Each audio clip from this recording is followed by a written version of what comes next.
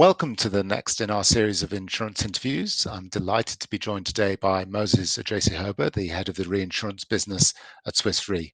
Moses has held that role for 4 years and originally joined Swiss Re in 2012 after a career with Chubb, Unico American Corporation and Prudential.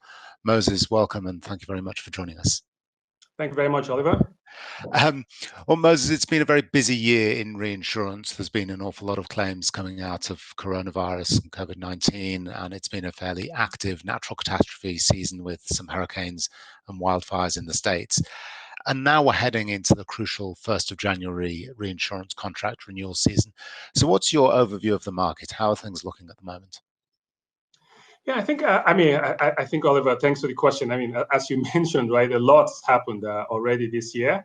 And I think as we go into January 1st renewals, the main thing is to take into account all of these elements that have happened, some of which we expected, some of which we did not expect, and make sure that they're fully reflected in how we look at risk, make sure that we're trying to address the needs that our customers have going into 1/1, and making sure that we have good concrete discussions around things that may either have surprised them or some of the priorities that they establish as a function of the 2020 year. Examples would be, 2020 for lots of our clients has created greater volatility in their earnings than they expected. So I think as they go into 2021, they look to protect that volatility a little bit better. They look to protect their capital base a little bit better. And these are discussions that we begin to have with our clients going into 2021. How is the pricing environment looking? We've heard from a lot of the primary insurers that pricing in a lot of the primary markets is rising at the moment to reflect the payouts that have happened over this year. How is pricing looking in reinsurance? A similar trend in reinsurance. I mean, so pricing trends upwards to address some of the same issues. So more incidents and more claims than were originally anticipated in the pricing of the old contract years. But also critically, I think with COVID and the response that respective governments put in place to try and address COVID, mostly trying to reduce interest rates significantly and spend a lot more, that clearly has had an impact on the investment side of earnings generation for most insurance companies. So this is an additional component that most companies have to think about, including reinsurers, and make sure that this is reflected in the price that is charged to ensure that you still generate the sort of returns that your capital providers expect from you.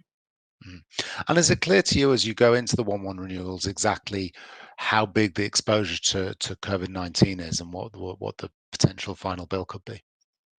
I think that's the $500 billion question, right? I think we are out there with a half-year result saying we expect the COVID impact to have been somewhere between $50 and $80 billion in total. There's nothing that we see that causes us to change our view about that estimate. The total reported losses so far by the industry overall is probably half of the lower end of that range, which means that we still expect other things to emerge. But certainly when we estimated our losses from this event, we estimated them on the basis that the industry itself will suffer losses that were in the range of $50 to $80 billion. So clearly that's a fairly big hit financially for the reinsurance industry. How about the more operational impact of COVID-19? Clearly everybody has been working from home for a long time, and that's a big shift in an industry that's traditionally been very face-to-face. How do you think the experience of this year will change the way the reinsurance industry operates? I expect that it will change it, or if it doesn't, then I would think that it's been a tremendous miss on the part of the industry. I think we've talked about digitizing for quite a while. I think COVID sort of forced all of us to begin to think about doing business in a different way. And I think elements of the change that has happened has been positive, right, in terms of creating far greater efficiencies amongst other things. And these are things that, in my mind, should carry on. We should sort of look at it as progress and carry on and continue to serve our clients in a similar way. But for an industry that sort of sells an intangible product, you don't sort of see a product itself. Trust is super important, and oftentimes trust is cultivated or built by being able to meet people, stare people in the white of their eyes, and be able to cultivate good relationships. And I think there's still a place for that in the industry at the end of the day, but probably not to the same extent that used to be the case. You know what I mean? And we as a company, we've responded to that, combined with our concerns around sustainability of this world that we live in. You know, so we've come out publicly and said for 2021, we will reduce whether if you sort of like take a situation that's similar to 2019 or 2018 where there was no COVID, we'll reduce the amount of travel that we do by at least 30%. You know, so we've sort of like stepped up. And the only way we do that is by adopting some of the changes that have happened as a result of COVID. It allows us to reduce our footprint dramatically. And I think the industry as a whole can reduce its footprint dramatically without suffering any inefficiencies in terms of how it deploys capital, in terms of how it builds relationships. So that's certainly our view, and that's what we're going to do going into 2021 and beyond. Quite a change for the industry. One of the other ways that the industry has said that it wants to change broadly is by improving diversity in the types of people employed in the industry. How do you feel that progress is going on that front, and what else should reinsurance companies be doing to improve diversity? Yeah, my sense is progress is slow. We should define diversity broadly, right? I mean, across all dimensions, whether it's ethnicity or gender, sexual orientation, age, abilities, disabilities. I mean, so there's a wide range of how you can define diversity. I think within certain elements of how you define diversity or inclusion, there's been some progress.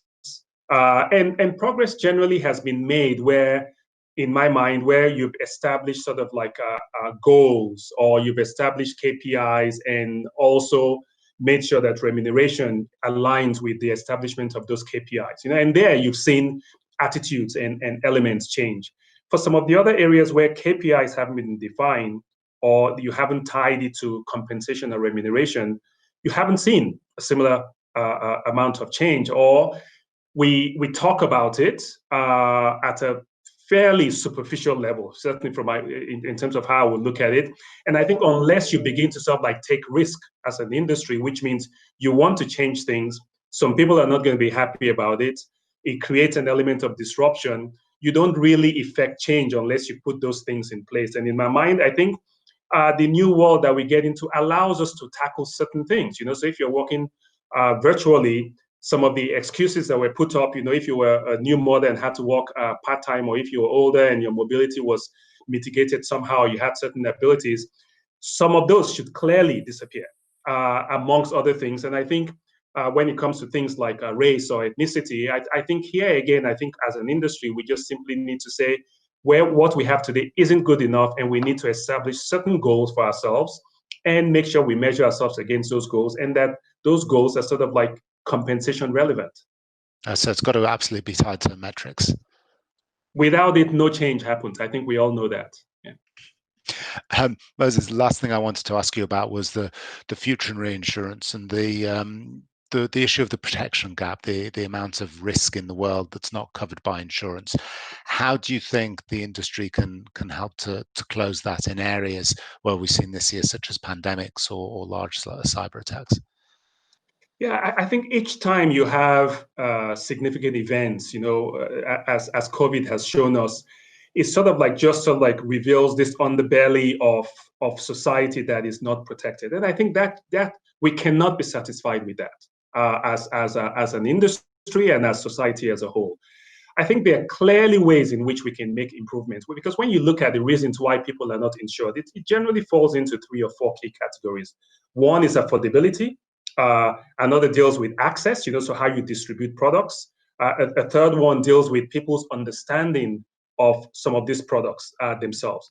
And I think insurance and reinsurance can take those 3 elements and say, we need to design products differently. We need to look at affordable points. We need to look at different forms of how we distribute the products, public-private partnerships through governments to get to people who are at risk, because you can't sell those products individually.